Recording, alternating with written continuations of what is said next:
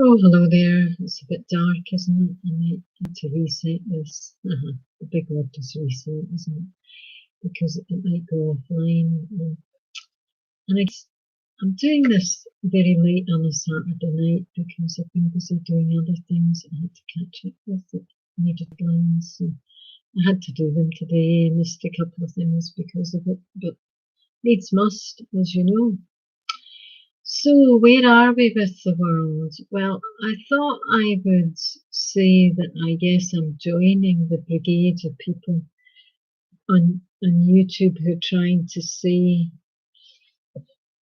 to the powers that be, whoever they are, that they need to change their ways, in a spiritual way. And a lot of people need to kind of change their ways in this spiritual way. So I'm kind of adding my voice to people like Russell Brand, Rebecca Goldsmith, some of the other, luminaries connected to a book called The Commune, which is well-being people. You know, people know me as a film producer, but I also do other things out with that. And sometimes the two things segue into each other. But it's kind of obvious that there needs to be common voices who all add up to something. And now this idea has been coined of the Great Reset. And what does it need to really be? Because some people have said it's one thing and others have said it's another. Connected with global warming, etc., or finances as well, relating to that. But it's kind of obvious that humankind, shall we say humankind, and include women in this, has reached a juncture which it never had hitherto this time, which is that it has a decision to make. It either continues to proliferate greed and a lifestyle choice that will ultimately kill the air we breathe, and everything else on the planet pretty goddamn quickly, because there's too many things that have gone wrong because of the culture of consumption, creation of toxic materials in order to sustain pretty much a lifestyle which has created in 2 generations, really, maybe 4 at push, which means if you want to go as far back as maybe the 1880s, when things started to kick in with pollution. But really, it didn't really happen until the invention of the motor car and the pushing of that vehicle and all that went with it, which was, if you were going to sell the motor car, you had to then sell the idea of a consumer society in order to sustain it. Right. Now, that only was invented around about 1936, just pre-war. So it is only really had, how many years are we talking? Less than 100 years. And what it's caused is, alongside all the other things, to do with petroleum. Why is it every time I go live I get something wrong? An ecological disaster for the planet. And in order to stop it, one has to then say, okay, how do we remove the toxins from the planet? It's not about inventing an air extractor machine. It's about removing the toxins that caused it in the first place. Some of those toxins, sadly, is a succession of elites who have caused this and proliferated the idea that, can I quote it? I don't think I can, because it's probably somebody who owns it, but that wealth is the acquisition of wealth, or the accumulation of things is what we all need to do, with the absence of things like family life, community life, love. The old-fashioned thing of love thy neighbour has been sublimated to a creation of wealth, and that wealth was only created for a small group of people, and they therefore spread around their toxic concepts in order to maintain things like plastic, a huge proliferation of foods that had to be mass produced and then covered in it, alongside petroleum, which was part of the combustion engine invented by Ford back in the 1930s, and has been maintained by now a succession of wars in order to maintain those territories who have created that thing, or who happen to have it in their countries. And now, because the need to have oxygen is of primary importance, and then also at the same time you have the disappearance of pollination, which means that if foods don't pollinate and fertilise, we will cease food production fairly quickly. The report from the UN last year said we got until 2075 in current trends of deaths of bees and insects that pollinate plants. So, time is running out, and we shouldn't have got to a juncture of the tipping point before those elites realised that they could no longer sustain it. And now what's happened is, obviously, with the COVID crisis, the pandemic crisis, is that the people have realised that if they are to survive, they have to challenge the elites who created the toxic environment in the first place and get them to change their ways. And if they won't change their ways or their policies, then the people are going to have to reset something, and obviously it's happening. COVID is sort of making it happen. So in order for there to be an acceptance of the current elite has to stand down from being toxic. They have to adopt non-toxic policies in their governments and be an example. It's no good saying you want a non-toxic environment, but at the same time your family or your lineage had been part of the toxic thing and own companies and factories and dynasties that continued to create it. So a whole new reset needs to be done in terms of sustainable energies. Wind, water, all the rest of it needs to be implemented, and maybe possibly electric car, until they find something else that could be a better combustion engine. That maybe isn't a combustion engine, it would be some other design.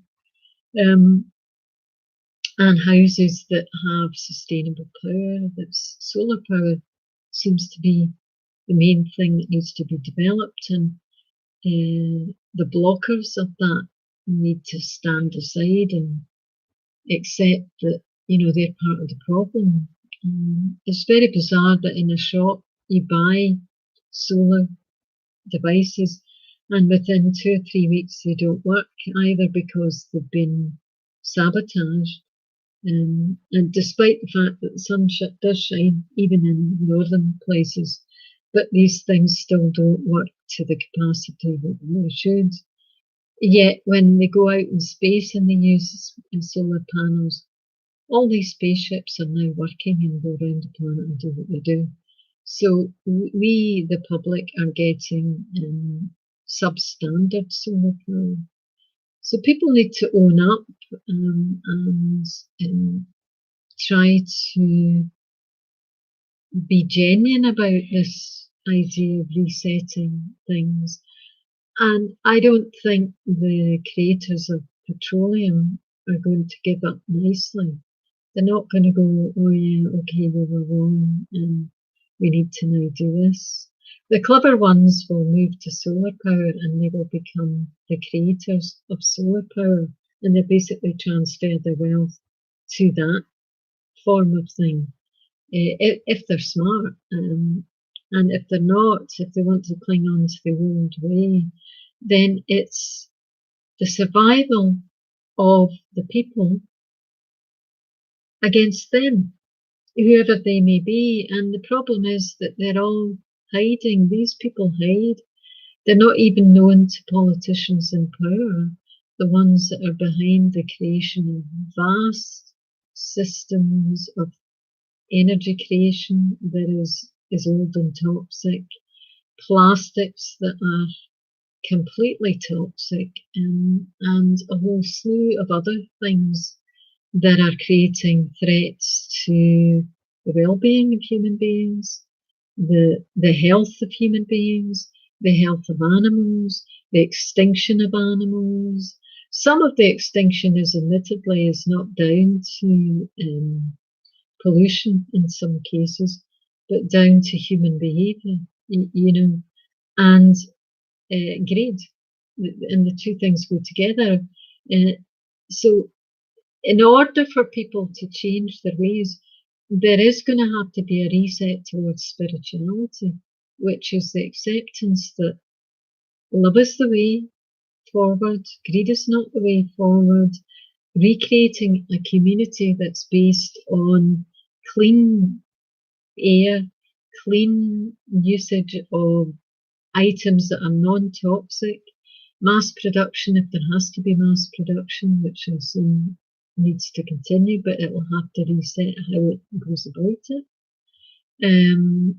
And a whole manner of things where, you're almost looking at Schumacher small is beautiful, but in an intermediate way, which is where the economy, you don't want to destroy economy to the point where nobody can live, eat, and has no livelihood, which is currently what's happening, is that the economy is being destroyed by a virus that requires isolation, etc. But once that works its way out of the system and humanity gains some sort of hopeful immunity, and or it's suppressed in the cleverer countries, then what we need to then create is an environment that's clean for everybody on the planet, that doesn't involve toxins. How to remove that is to actually value the community, value the individual for who they are, re-engage in social responsibility, which it looks like the great USA has decided to do that by, opening up the channel to green things again and sustainable futures. So that's got to be good. But it's very, very complex how that will all slot in. And I'm just sort of joining my voice to the advocates of spirituality. It can't be done if one doesn't accept that toxic behaviour and being addicted to toxic behaviour, whether it's that you in your life you're addicted to a drug or whatever, a lifestyle. Let's see what it is, a lifestyle, because most people who are addicted to something are also lifestyle. It's, if they're addicted to alcohol or drugs, nicotine, you name it, cocaine, whatever, class A drugs, that came with a lifestyle that was pushing the idea that toxic is good. Toxins are good. It makes you look good. Well, it doesn't. It kills you, and it kills everybody else around you. So the Great Reset really is spirituality, not to indulge in toxic behaviour of any kind, and that involves the personal when it comes down to addictions, and also addictions to the consumer society.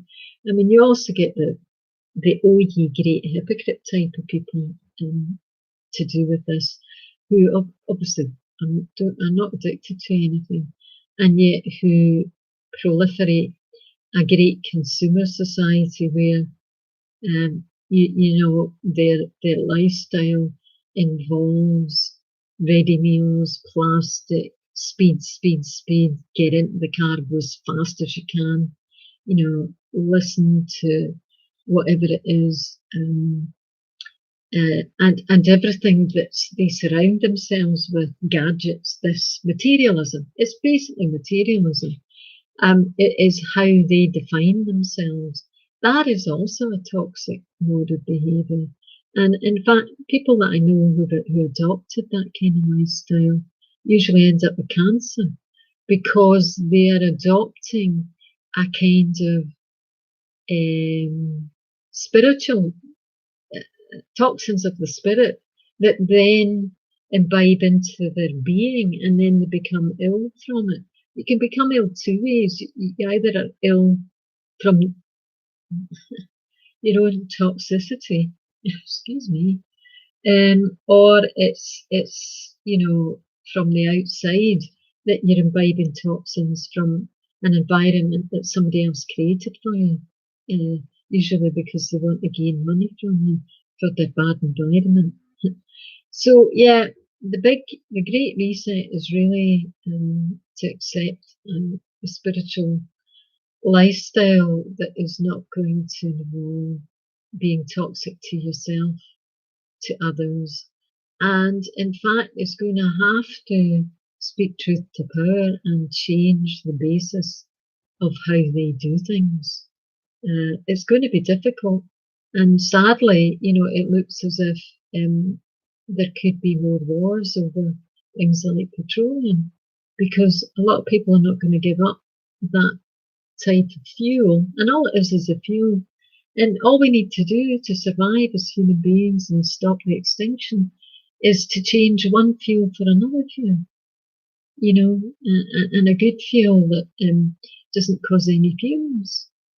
And it's sad that the humanity has reached the juncture of a pandemic that is so vociferous that it is forcing community values hand over fist. And in the end, if this does not, as I've said, I had worked out the figures a long time ago, and it's not very nice. This thing kills 11% of the growth factor. And it's a very, very strange growth factor, this COVID-19, because it's almost 11% of the new cases, right? So if you get an explosion in new cases of, say, 30,000, then you will get 10% of that will die. And it's like that all the time. So you get 300 to your, I think it's 30,000 or whatever. What makes sense would be 10% of 10,000 is 1,000. Is that right? I think I've got that out. Maybe I haven't, maybe it's 100. But do you get what I mean? So the statistic for the whole planet before this thing has spread, say it spreads to everybody on the whole planet, and everybody got a version of it, right? Then out of that, if 11% are dying, of the proliferation of growth, and it doesn't mean the whole thing, it means in little bubbles where it has been bigger, right?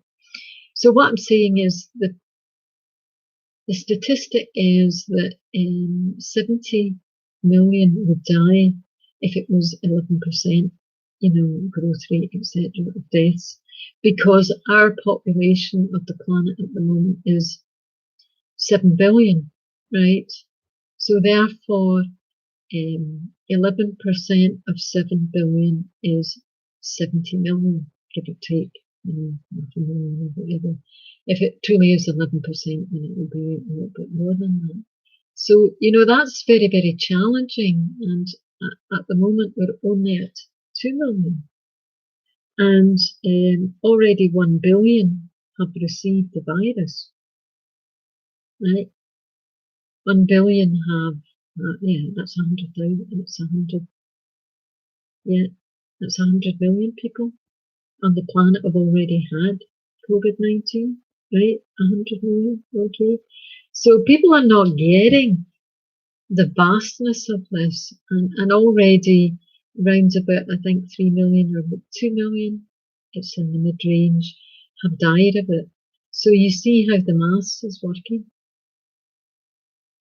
And so that's really what I wanted to say on a Saturday evening, was just to join my voice with the people that are trying to cajole humankind into a spiritual way of realizing that only by joining with a higher power of unity and spirituality can we get through this. And those who don't will be washed away in the floods. Simple as that, because it's going to happen. It is happening. Good night, everybody, and hopefully I'll sort of come back with some pearls of wisdom, or not, as the case may be. Have a good weekend, and I'll keep going with these until eventually I get more interest from people. Bye for now.